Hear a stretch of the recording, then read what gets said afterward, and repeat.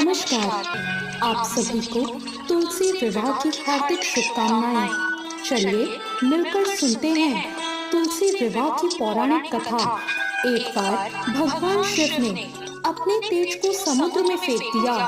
उससे एक महातेजस्वी बालक का जन्म हुआ। ये बालक आगे चलकर जालंधर के नाम से पराक्रमी दैत्य राजा बना। इसकी राजधानी का नाम था जालंधर नगरी।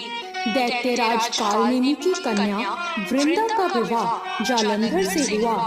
जालंधर महाराक्षस था। अपनी सत्ता के मद में चूर उसने माता लक्ष्मी को पाने की कामना से युद्ध किया, परंतु समुद्र में उत्पन्न होने के कारण माता लक्ष्मी ने उसे अपने भाई के रूप में स्वीकार किया।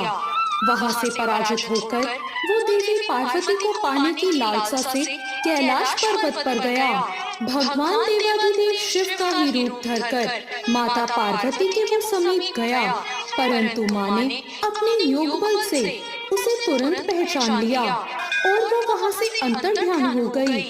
देवी पार्वती ने क्रोधित होकर सारा वृतांत भगवान विष्णु को सुनाया। जालंधर की पत्नी वृंदा बहुत ही पतिव्रता स्त्री थी। उसके पतिव्रत धर्म की शक्ति से ही जालंधर ना तो मारा जाता था और न ही पराजित हो सकता था।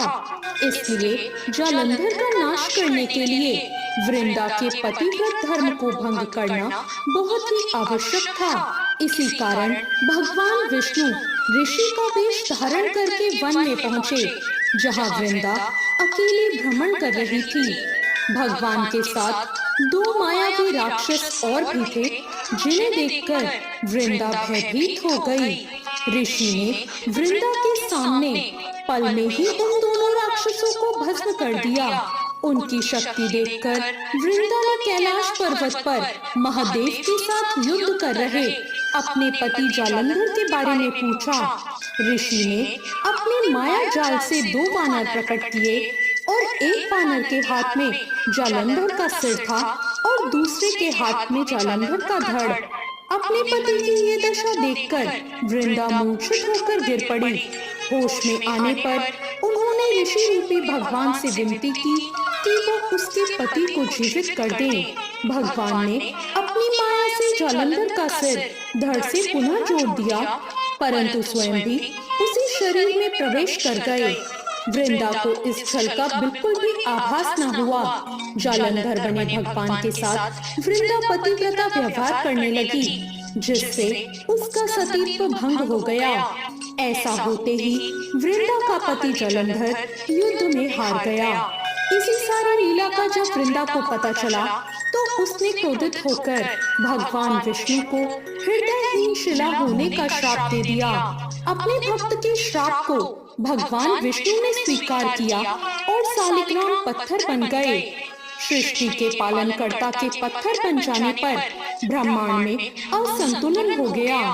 ये देखकर सभी देवी देवताओं ने वृंदा से प्रार्थना की कि वे भगवान विष्णु को श्राप से मुक्त कर दें। वृंदा ने भगवान विष्णु को श्राप से मुक्त कर स्वयं आत्मदाह कर लिया। जहाँ वृंदा भस्म हुई वहाँ तुलसी का पौधा उग गया। भगवान विष्णु ने वृंदा से कहा, हे वृंदा, तुम अपने सतीत्व के कारण मुझे बहुत अधिक प्रिय हो गई हो।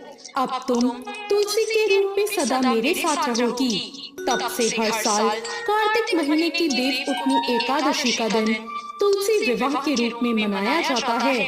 जो मनुष्य मेरे सालिग्राम रूप के साथ तुलसी का विवाह करेगा, उसे इस लोक और परलोक में विपुल यश प्राप्त होगा। उसी दैत्य जालंधर की ये भूमि जालंधर नाम से विख्यात है।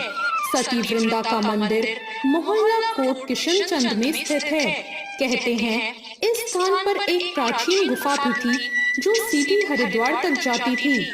सच्चे मन से 40 दिन तक सती वृंदा के मंदिर में पूजा करने से सभी मनोरथ पूर्ण होते हैं। जिस घर में तुलसी होती है वहाँ यम के दूत भी असमय नहीं जाते।